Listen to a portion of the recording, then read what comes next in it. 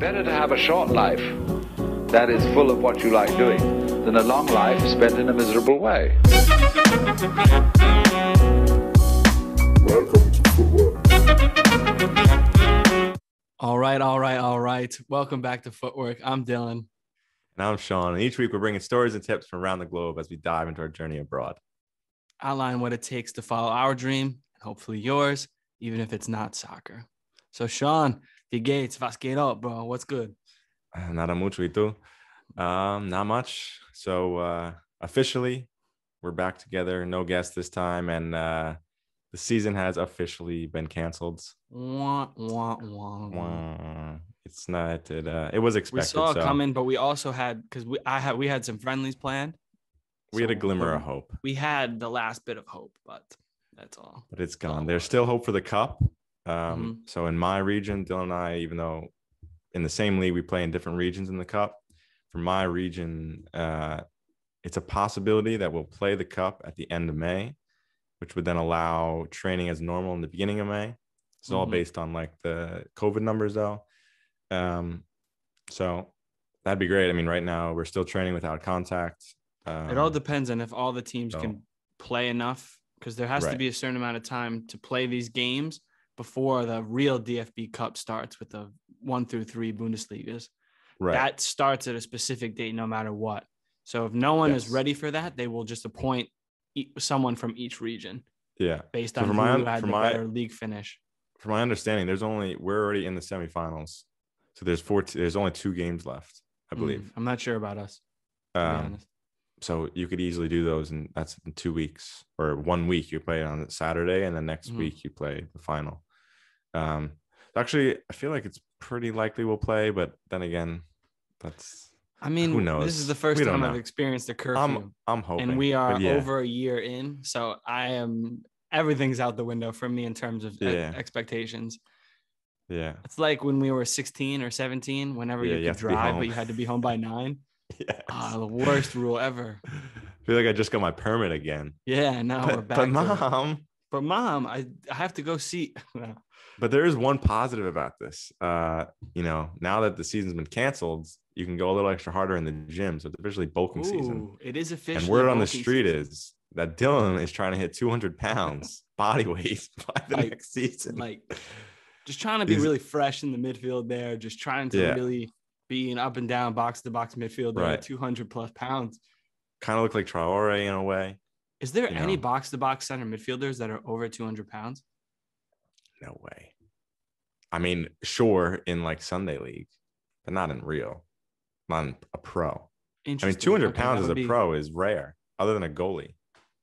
What is Harry Maguire? Isn't he like? Those guys are trees, though. Slab head, his whole head probably weighs. Slab head. All right. Well, Dill, what are we talking about today? Today we're talking about goals. I think it's a very common theme here on Footwork. We like to recycle and I think in the beginning we were a bit too general, and we had these large encompassing episodes. We didn't really know what we were doing. We were just kind of talking. But now I think there's just so much deeper you can dive into some of the things that we've already talked on. So you've heard us in many episodes say have a direction, not an endpoint. So sometimes we are critical of having these very specific end goals and what they can do for your mind, and resolutions, things like this. Kind of all reasons why we start like things like the Footwork 50 and stuff. So today we're going to just dive a little deeper into setting goals, some of the things that you've heard about goal setting, reward systems, books we've read, all that fun stuff and more. Yeah. So we can begin with like the popular theories before getting into kind of our opinions on it, or our takes on it. Okay. A very popular theory that you brought up, and I have heard of this before. Smart. And that stands for specific, measurable, attainable, relevant, and time-bound. I think that's pretty self-explanatory. Do we need to? Pretty self-explanatory. I don't think we need to dive into either of those. You can measure it. It's attainable. It's relevant to your whatever you're doing, and it's time-bound. I guess time-bound would be it's going to happen within this amount of time. Right. Like I want to do this by next week, or by, next Sunday, and 1 week from now, 1 month from now, 3 months, 90 days, a year, so on. I want to make a Footwork coffee cup by 2022. The merch is still in the works. It's tough. We're just still in the works. Corona is back ordered. Yeah, our factory got way back ordered. We're low on staff.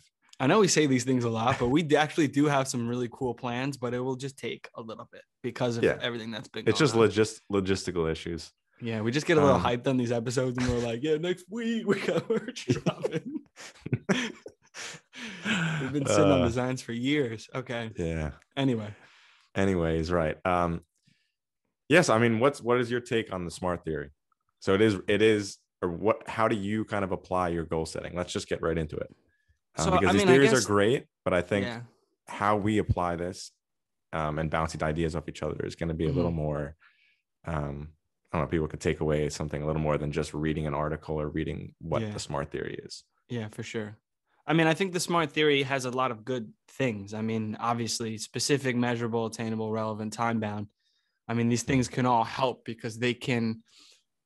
I mean, one, just to set a time bound. I know we've kind of been critical that we have to do something in this amount of time, but sometimes it's good to hold yourself accountable to have to do something. I've heard some podcasts about people. There was one on the Knowledge Project. That podcast is just amazing. Like if no one listens to it, you really should, because he's great. Shane Parrish, right? Is his name? I believe so, yeah. Ooh. And they just have on great guests, but they were talking with this writer, and he was, being very, he was just always distracted and couldn't finish his novel, just kept pushing it back, kept procrastinating, and just never really sat down, put himself in that space. And so what he did is he made a bet with a friend. It was like an accountability bet, I think is how they phrased it. I'm paraphrasing a bit. And it was, I will finish this book by this year, or I have to pay you $500,000 or something like that. It was something crazy. And sure enough, I mean, I think they signed it. I think it was kind of legit. Sure enough, he 100% wrote it because he was held to this. So, I mean, that's an extreme example, but I think sometimes with time bound, it can hold you to it. Relevance, I think maybe that's the most obvious. I'm not going to set the goal that I'm going to land on the moon, because that's just not relevant to anything I've learned and spent 27 years on this earth thinking or working towards. So obviously we're working backwards. We're going T to S, but attainable. I mean, we spoke on this with Evan. It's kind of you have to know your level, but I also think you should always aim higher in a way. So the attainable, I think you can flirt with a little bit. Measurable is a tough one, I think, because I mean, our goal, as we've outlined a few times, is to become the best soccer player we can become, the best teammate we can become. When we talked with Nick, these things are not the most measurable in terms of analytics and data.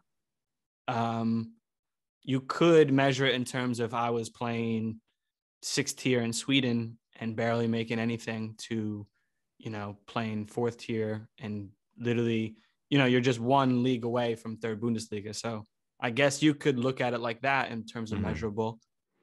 Specific, I think it totally depends. And maybe we'll talk about that later. But for me, specific, it doesn't need to be specific all the time. Being the best soccer player you can be is not specific. And I think this is our main goal. Many things within it could and should be specific, I think. But I mean, for everything to be specific, I don't agree with that now. Right. Yeah. So, so the attainable part, I think this is, I was speaking with Head of Mustaches before this, just brainstorming, a little pre-podcast, a little pre-game for the pod.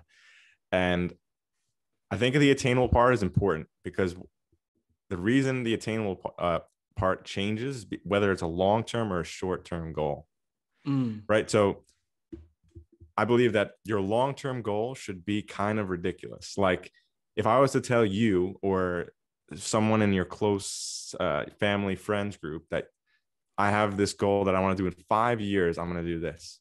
And it probably should be like, they're going to think, I don't know about that. Like that's ridiculous. Right.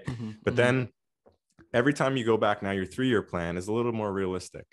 Like it's pretty crazy to say it, but it's okay. I could see how you could get to that point. Then the 1 year is certainly, you can see the light at the end of the tunnel. It's far away, but you could definitely get there. 90 days. Okay. That's definitely attainable. And then 1 week, and then just a daily goal. Okay. Right. And now I think if you work backwards like this, the attainability of each goal is more and more as you get shorter and shorter term. And then, but each of these shorter term goals, you have to be super disciplined, because let's just say for your daily goal needs to be met, or else your 1 week goal is not going to be feasible. So for example, let's just think about like running or working out. Like if you don't work out today, that means you've lost like 1/7 of your week, and you can't get that back. And now tomorrow's workout, you can't do what you would have been able to do if you did yesterday's workout. Yeah. Now, in 5 years from now, you're not going to know that you missed a workout on Monday. You just went on Tuesday instead. But your 1 week goal, there's going to be a huge effect on that, or your 1 month goal, right? If your 1 month goal, you said you're going to work out 30 days and you skip 10 of those, that's a huge deal. In 5 years, if 10 days doesn't mean anything, right? But in that 30 days, you skipped out on 30% of your workouts. Yeah. Like that makes a huge difference. And then, okay, now your 90-day results. Imagine skipping out on 30 days of 90 days. So now it's like it makes even a bigger and bigger of an impact. It's the steps. You need to have more discipline on each goal. But the point of the goal is not, okay, I meet my goal and I'm done. But it's just something you're striving for. But you always understand that there's going to be more goals that you're going to put out in the short term and in the long term as you continue to go on and learn and grow more. Okay. So for you, long term, maybe you push it.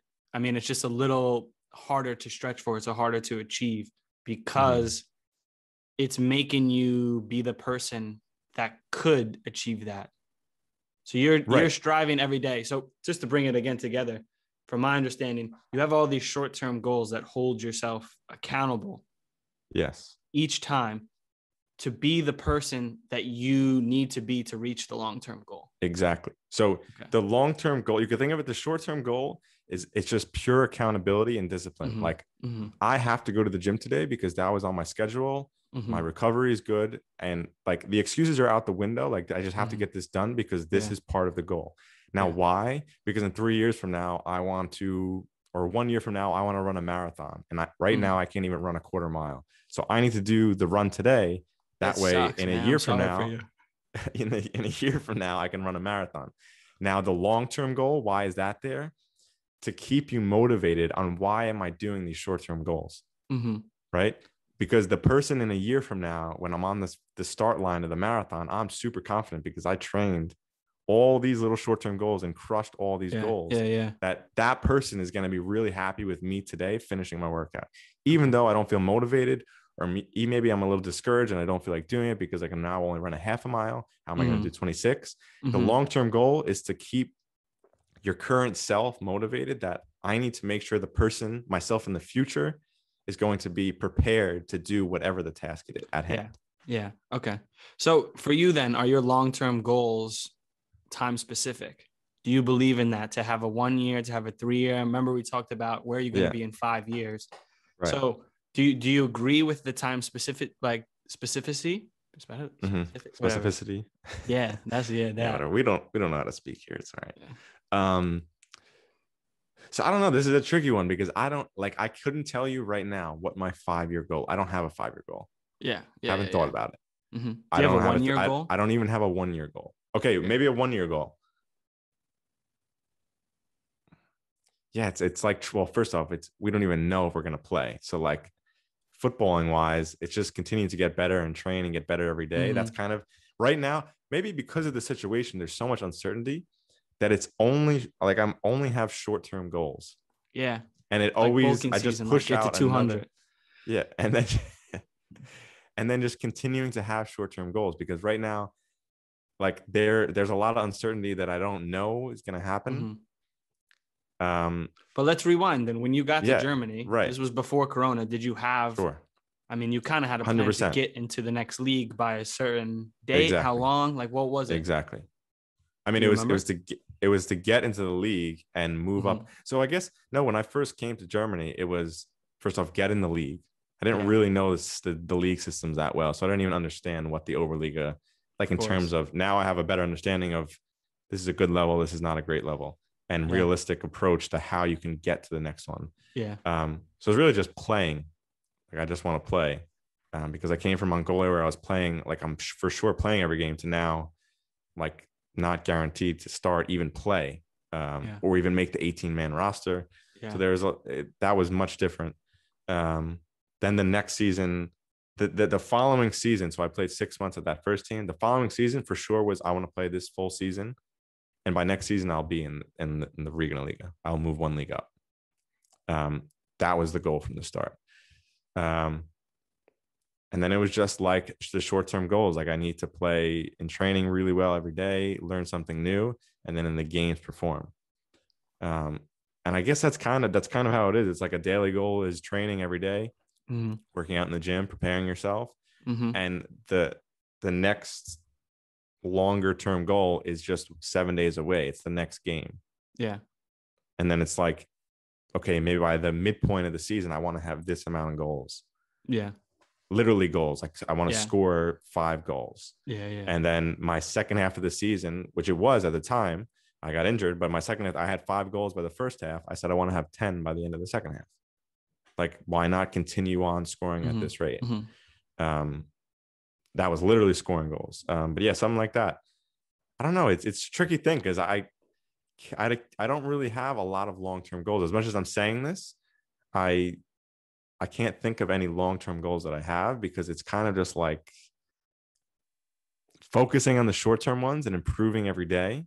And not what will happen, but in a way, it's like just kind of going with the flow and but it's not going. Yeah. Well, this is the thing with us, is that, I mean, if you would have told me when I was coming into my senior year of Oneonta that I would have went to Australia, to Sweden, to Iceland, back to Sweden, to Germany, and then be in Germany, and then, Corona would happen.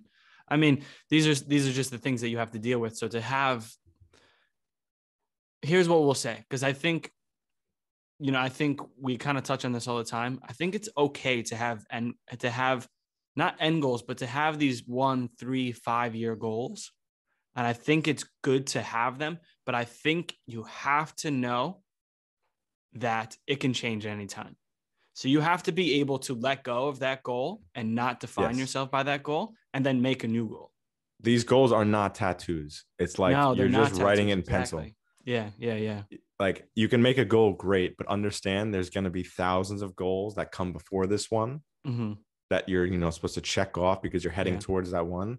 Yeah. And then all of a sudden you could just make a divergence and you're headed nowhere near to where you were going. Exactly. Yeah. Because 100%. on the way on the path to whatever your 3-year goal was, you learned something new, and maybe you found like, okay, actually, I don't really like this field that I'm working in, and I'm really good at this. I'm going to go off in this direction. And you can't say, oh, it's a failure because I didn't hit my 3-year goal, because you've just changed what you're doing. Exactly. It's like, it's something, like I said, to keep you motivated. I think that's all a long-term goal is, to keep you motivated. Yeah. For example, like, money is a big thing that people say. I want to have $1 million by the time I'm 30 years old or something. Yeah. I mean, there's so many books and so many self-help things that preach this. Right. The specificness. Right. And I think a big thing you need to take from it is, it's not reaching like $1 million in my bank account. It's being the process of getting there and learning how to make $1 million. Yeah. Because once you get to $1 million, every successful person that talks about it, they want to get to X number, fill in the blank. When you get to that number, it's not like, oh, I'm happy now. Because now if you made $1 million, now it's like, okay, how am I going to get to 10 million? Yeah. And how am I going to get to 100? Yeah. And it's not you're happy with a number. It's a direction you're working towards. But by the time you get to $1 million, you must have learned something, you must have learned a ton of skills, or you're a better businessman. You understand how to start a company, run a company, have employees. Now, how are you going to 10x that to 10 million? Yeah. And it's not you're happy because you made $1 million and then I'm going to stop what I'm doing and go live on an island. Okay, maybe there's a really small amount of people that would do that. But it's like, okay, now how do I do this again? Yeah. Because it's a process. It's not, oh, I hit 3 years, I hit $1 million, like check, I'm done.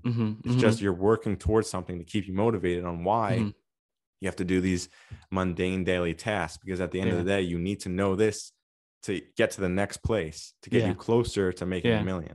Yeah. Now I want to kind of come into a big thing is writing down your goals. Many people have these dream boards. Many people have like, things that they write down or tattoos that they get, whatever it is.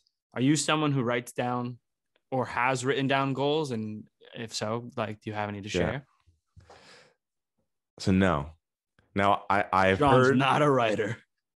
No, so I mean, it's a weird, like, there's a lot of great ideas. It's not wrong. Yeah, it's no. wrong. I think the point of writing it is so that it is so established in your mind. If you don't need to write it, then that's correct. So I think there is a benefit to writing, because you can see if you write it down, you can use it as like a motivation. Like, okay, 1 year from now, I wanted to do this. And like, I look back in a journal and I see, oh, like that was my 1 year goal. Wow. Like crush that. Yeah. But so that's, I don't like, know. But the metrics of it? I think maybe rewarded. I don't know. Maybe for some people, writing it down, it's a reminder of what you're pushing for and the reason. But maybe for me, like, I don't need a reminder of why I'm working hard and why I'm doing a lot of hard tasks. I think it's tough for people to be obsessed with something, and to accomplish many of these goals, you have to be obsessed. So it's kind of that flicker of reminder. Okay, I walk past this, I see it. But also, I really do think that a lot of these self-help books preach this notion of having something visual for you to look at every single day. I mean, just for one, this is a very popular book. I've been meaning actually to bring it back for you because I want to see your take. I think I got many things from this book, but I've heard it's people's Bibles, and I don't necessarily agree with that.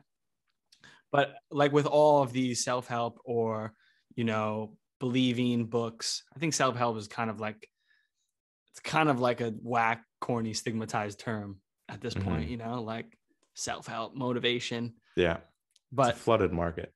But this was, Think and Grow Rich by Napoleon Hill. So I recommend it to people. I think there's so much you can get from it. A lot of it is kind of not like The Secret of where you're just wishing it, but it's kind of helps you develop plans to be successful in whatever your term of successful is.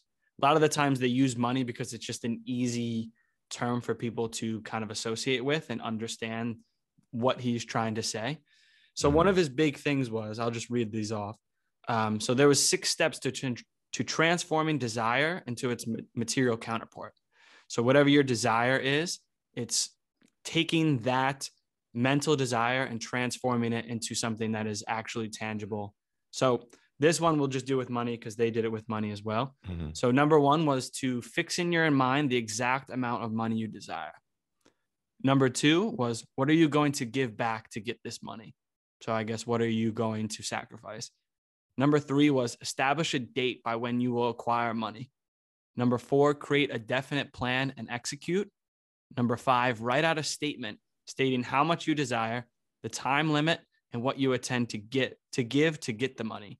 And number 6, read the statement aloud during the day when you wake up and before you go to bed. So this was, there's many things outlined in this of like, this can help you to become obsessed with your goal, to really be all encompassing in it and be successful, because this is all you are thinking about. Right. And I can tell that you already have some problems with this. This is out of context for you and people who haven't read the book though. So it's not as, this isn't the whole book is where it's like this. And, but this was just one part that I thought was interesting to be critical on in our goal setting.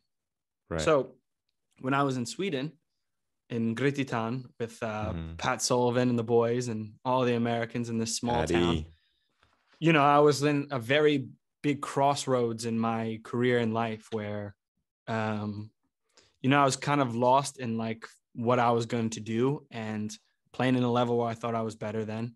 I was recently not together with a girlfriend that I had been with for 4 years. And, I'm in a small town where I'm not making much money. And, it's just all like, is this worth it? So this was like all my thinking. And I was just like, all right, I'm going to try everything. So I did this and I wrote down how much money I would want to make as a professional footballer full time. And by the day that it would happen, I outlined how I was going to do it. So it was like contact teams, forge connections to this, score this amount of goals to get recognized, and then leverage that in my CV. I talked about what I was going to give up. So I was going to give up all this time with family and friends and stuff.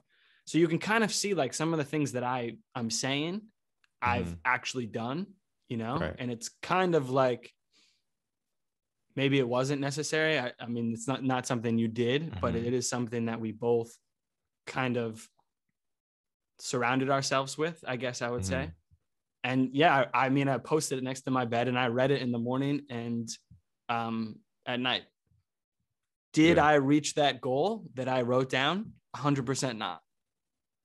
100% not. What was the goal? I think, oh man, I wish I had that piece of paper, but it was like I would make, so I can't remember, some digit of the thousands a month or a year.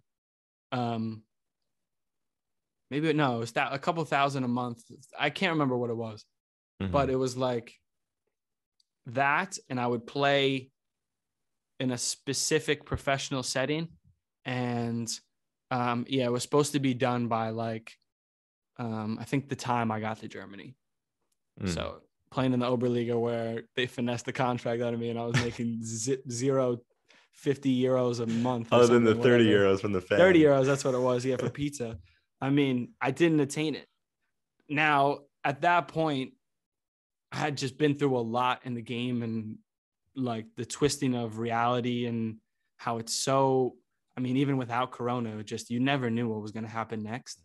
We're not these guys that grew up playing in academies in Manchester United and you can say, I'm going to play professional football. Like that story wasn't written for us. So yeah, I mean, I didn't get it, but I think over the years I became less attached to these things. And I just saw that like the process is what was important every day. These short-term goals I had, again, like the having a certain amount of goals is a tricky one because I think it can hinder you from being the player that you can be. So for me, I don't think I'm a goal scorer. Now, I do think it's important for me to have those goals because it influences me to take more shots, to be more dynamic, to try and make more of a difference. But I don't hold myself like, okay, well, it's a failure if I didn't get 5 goals in half a season. So I think what I'm keep coming back to, and sorry, I've been long-winded. No, this is good. This is very good. But for me, it was understanding that these goals that I was setting were going to constantly change. And I wasn't defined by whether it came true and whether I made this specific amount of money. Now, I will say that Think and Grow Rich, those 6 steps, I think they're flawed. Maybe that's not his intention. Maybe that's just how us readers and many people how they look at it and what they take from it. But a lot of the things I think showed me that there was so much I had to do to get to a desire, to get to a dream. Yeah. There was so much I had to give up. And I guess you could say the establishing a date and the amount maybe just makes you work harder. But I think, again, it's just, you can't let yourself, if that didn't happen, if I didn't make $1 million by July 23rd, 2021, that, everything that I did up until now just wasn't worth it. Right. That is the main thing for me. Yeah. So I think this is gold. So I think when it comes back to this little 6-step thing that you wrote down and you go through, it's great if you've never really been, like you've never had a long-term goal to work towards. or you've never been obsessed with something in like a positive way. Not like you're obsessed with. Many people aren't. Many people aren't. Have told me you're lucky you know what your dream is, and you're lucky you know what you're obsessed with. Right. And you don't know where to start. Yeah. Like, you know, you're just working at like McDonald's and you say, I want to make $1 million one day. Well, how the hell do I do that? Like, you have no idea. Maybe you grew up in like a low income setting. You don't know anyone. You don't have any friends that like, you have no idea how that's even possible. Writing this stuff down will make you realize, oh, I'm going to have to, you know, maybe start my own business, or I'm gonna have to work this amount of hours, which is it's going to give me very little time with my friends. I like this. Yeah. Maybe, and you're realizing, oh, wow, this is what it takes. This is what it takes. This is what it takes. This is what I'm going to have to start becoming that type sacrifice. Of person. But then you become, and then you fall in love with the process of being obsessed over something and striving for greatness. Now, I think for us at this point, like, I don't do this because I understand what it takes to, when you say you want to do something that's, you know, like a long-term goal, for example, I understand not everything that what it takes to get there, because there's going to be things along the way that I learned that I had no idea about. But I understand the process, and that the process is the whole thing, and enjoying the process. Like, just listening to a podcast the other day, and I believe it's Carol Dweck, is a famous psychologist. And it's like, you come back to two types of people. You're either intrinsically motivated or extrinsically motivated. An intrinsic person looks at a problem that they come up to a problem, and instead of, they look at the problem as like, wow, this is a great opportunity to learn. I'm super excited to get into this field. I know nothing about it. I'm going to learn so much every day. Person with an extrinsic motivation inside them, they hit a problem and their ego flares up. I don't want to do this because it's hard. I don't know how to do it. And it's a mindset, or it's more of a mindset, not motivation. Same idea. But if you're intrinsically, you have this mindset where everything I do is, I'm going to learn so much, and I don't know anything, which means I'm going to learn so much every day that I'm excited and I'm energized to do whatever this is. Whereas if you're extrinsically, or I don't think that's the right name for the mindset, but it's like when you face something, you back off because your ego hurts, because, oh, I'm stupid. So it's like, I remember learning this in education classes. You don't tell a little kid you're smart, like, oh, you're so smart, because what happens is when they get to something that they don't know how to do, they think, well, wait, I'm smart, I can't do this. Oh, ego deflates. Where you tell a kid, oh, wow, you worked really hard on that. Well done. You worked really hard. Well done. Interesting. And then they hit a problem and they don't know how to do it. Oh, well, I just have to work really hard and I'll figure it out. Yeah. And that's like elementary education, but that starts as children. So it's the way you even speak to someone, or the way you even think about something, is how you approach an issue or a new opportunity. So for example, like with us, we coming back from the podcast, we didn't know how to edit videos. We were using iMovie, which is like, and we were just making like, go back and look, like GarageBand, just cheesy things. But we enjoyed learning. Now we're on Final Cut Pro, enjoyed learning this advanced program. We don't know anything about it, but we're going to learn, and we're getting better at it. Yeah. And it's like, because, okay, soccer is one thing that we're obsessed with, but this is another thing where it's like, I'll be working on editing, or we're editing a promo video, and I'm glued to the screen for 4 hours. Like, I forgot to drink water, forget to blink, my eyes hurt. It's like, I understand. I've been obsessed with things before, so I understand what's happening. Ooh, I like this. Oh, I get this. I really am interested in this. It, like, you get into that zone when you're in the zone playing sports. You're in the zone again. Yeah. You can be in the zone in any field. I just listened to a podcast on the zone. It was like, but there's certain characteristics to get in the zone. It has to be of like, I wish I wrote this down for this. Like, it has to be a certain level of interest. So you're super interested in it, number one. So if you're doing a job where you don't care, you're not going to get into the zone. It's just not going to happen because you're not interested in doing it. But then it's also slightly out of reach. So it's not like a long-term goal where it's not attainable, but it's like, it's kind of there. Like, your fingertips can almost touch it, but you're not there yet. So you have to be super, super focused on it. Now, this could be a short-term goal and like a short, medium-term goal. Like, I need to get this done today because by the end of the week, I want to be able to do this. And it could be in anything. I need to learn this, this, and this, because at the end of the week, I want to be able to do this. I want to open a store, but I need to learn how to open a store, and I need to learn how to create a business, however it is, how I need to register a business. So I need to learn this. Like, I'm going to spend all day, 14 hours in a day to learn this. And then I'm going to do it again tomorrow. And it's not like, I don't think, wow, this is so much work I have to do to start this. It's like, wow, this is so much, there's so much I need to learn about this. And it energizes you to learn about it. Yeah.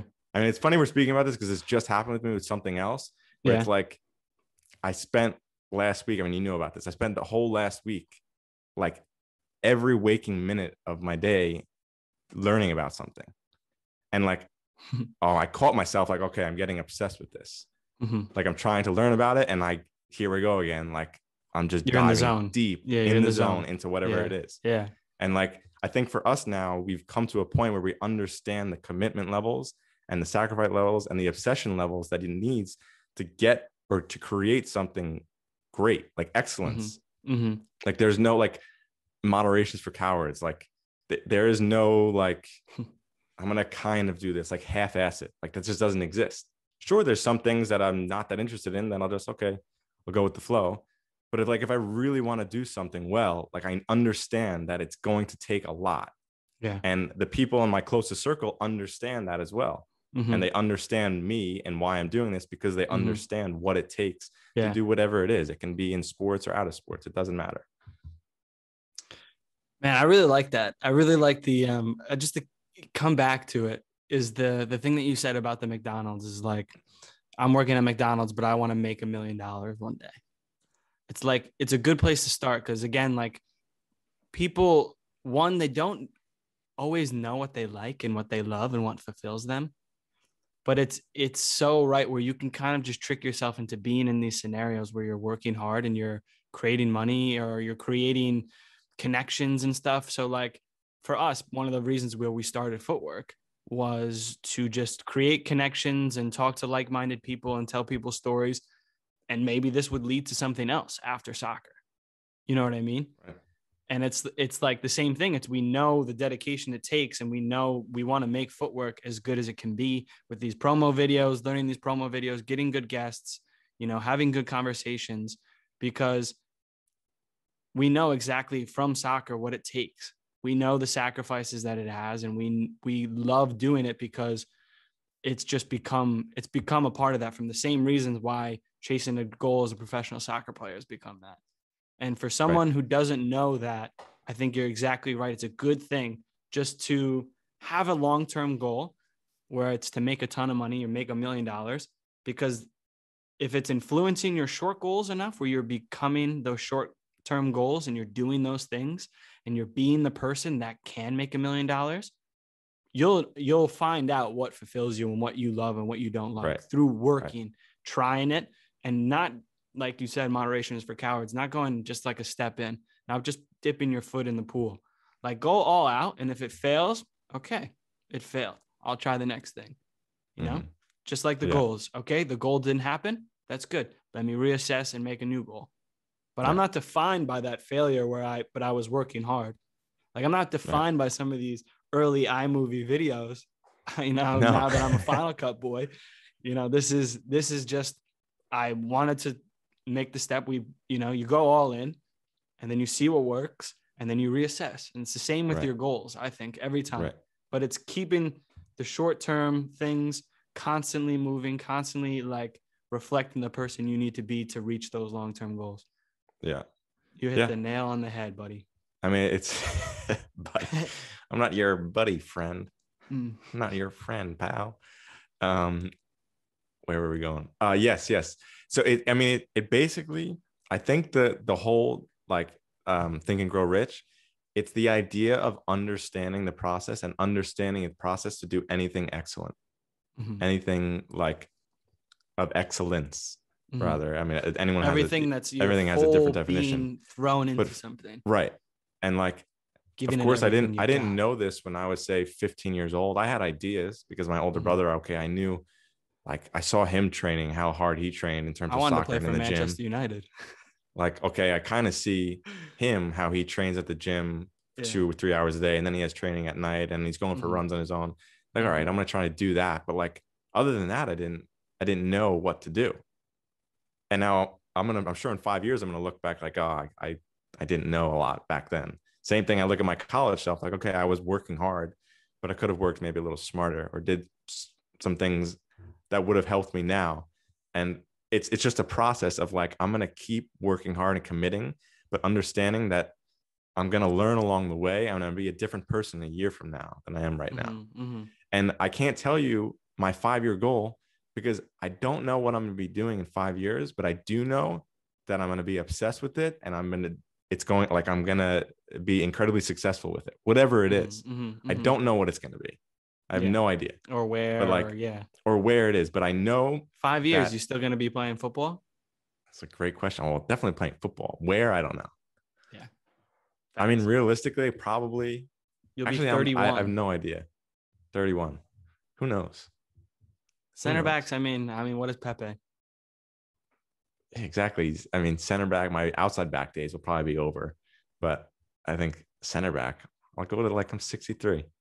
32. I wonder if I'll still be box to box, 200 pounds. I might be 200 pounds with the metabolism. The metabolism cuts out. I don't think it could happen. You're never hitting 200 pounds. No, you heard it here first. No, I don't think you will. Blessed.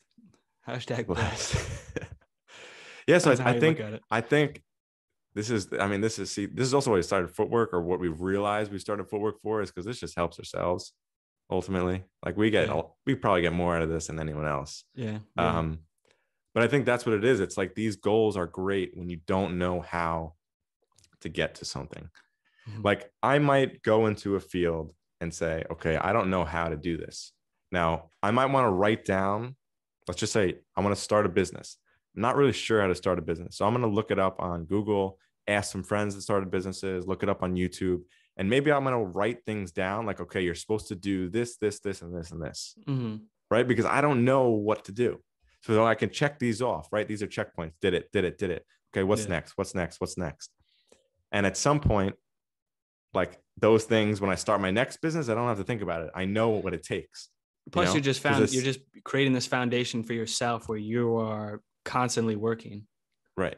Like basically, yes. Anything in life is, you don't know something. You have to be super dedicated to it. You need to learn about it and continue learning, work hard every day, and then just be persistent with it. Yeah. Like it's very simple. Just go all in too. Like just go all in. You go all in. Exactly. And like, you don't leave any questions of what if.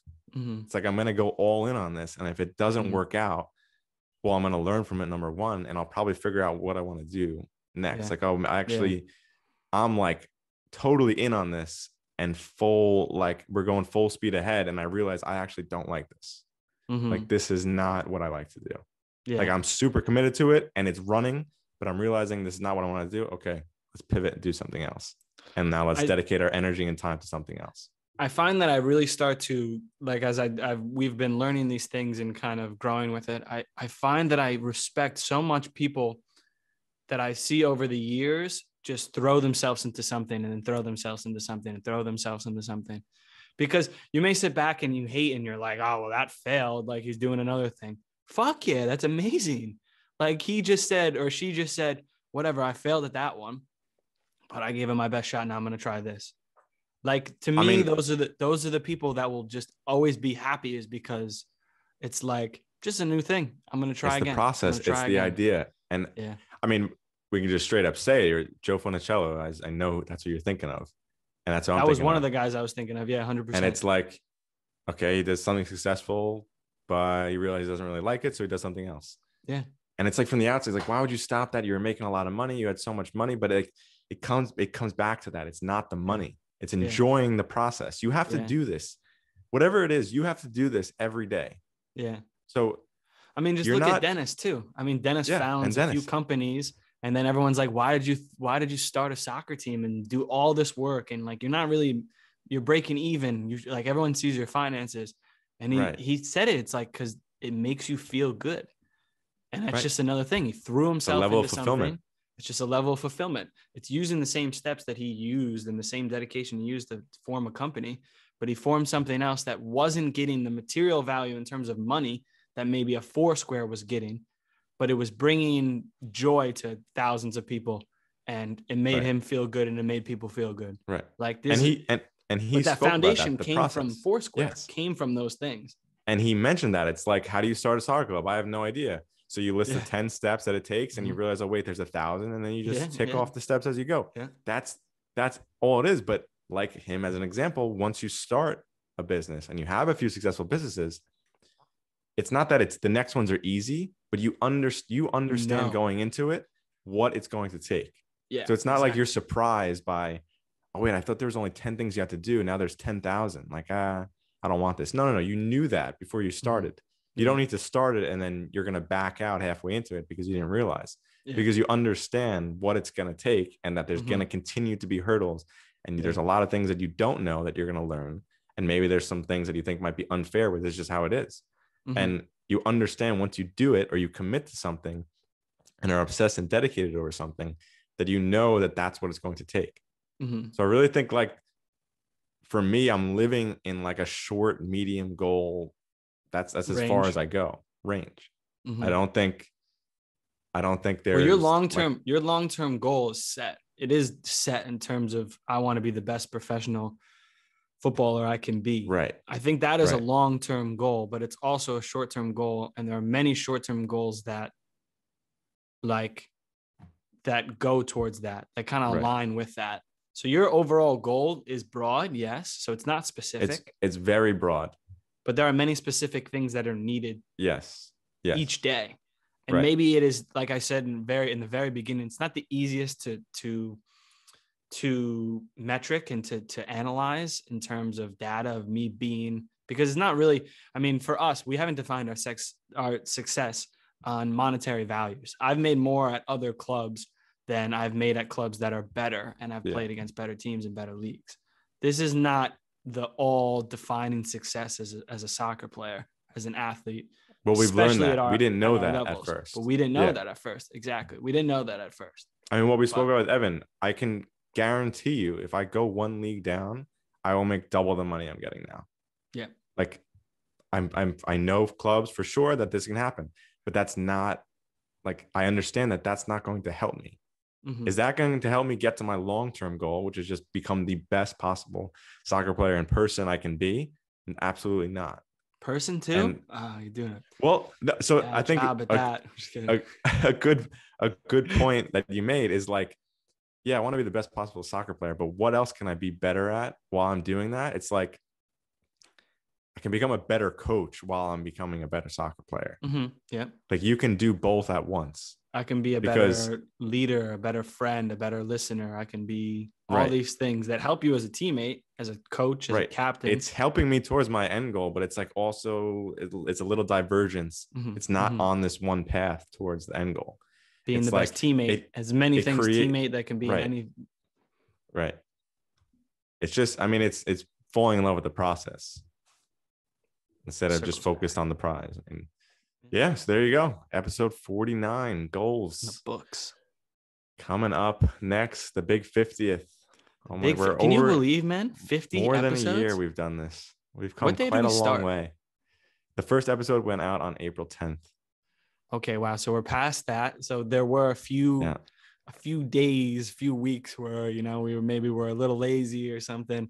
Yeah. And I think we'll touch on into that. We'll touch on a few funny behind the scenes things in our 50th episode. We have some special people who want to come say hi.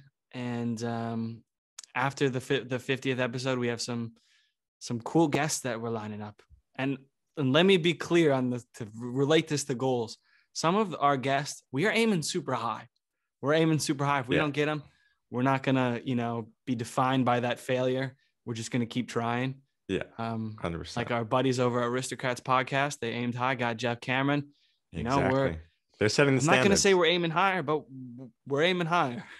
And I'm not going to say I messaged Lionel Messi in Spanish and said that we can do a podcast in Spanish. I mean, we'll learn Spanish. We could do it. Crash course in a week. I don't know. I'm trying to think of how high we can go. We'll see. I mean, I think, we'll see. We have a few guests coming that are up there.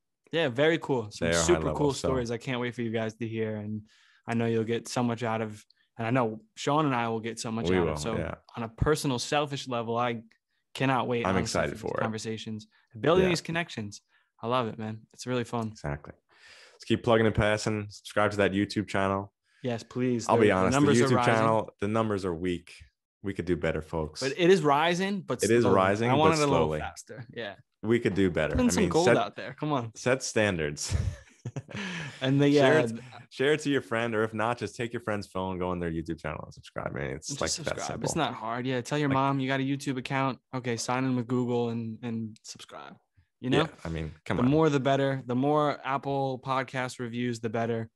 I mean, all this stuff really helps, as Wag says in the end. It really does. So if just take the second, click that link tree in our Instagram bio, in our Twitter bio, Facebook bio, wherever you follow us, and you can find everything there. And guaranteed, if you click on one of those links, you can help us just a little bit. So appreciate it. Yes, sir. All right. So until next time, Keep moving forward keep learning. and make your own path. You got it right. You got Well it that done. time, baby. Footwork is sponsored by ourselves. Also, Kong Fitness and Merchant Designs, baby. Follow us on Instagram at Footwork_podcast. Twitter is at Footwork Podcast. YouTube and Facebook, just check out Footwork Podcast, search it. Email us if you need anything, any questions at footworkpodcast@gmail.com. And remember, plug, pass. Tell your parents, Amazon delivery guy, mailman, I don't know who, just tell them. Like, subscribe, review, all of it helps. Danke.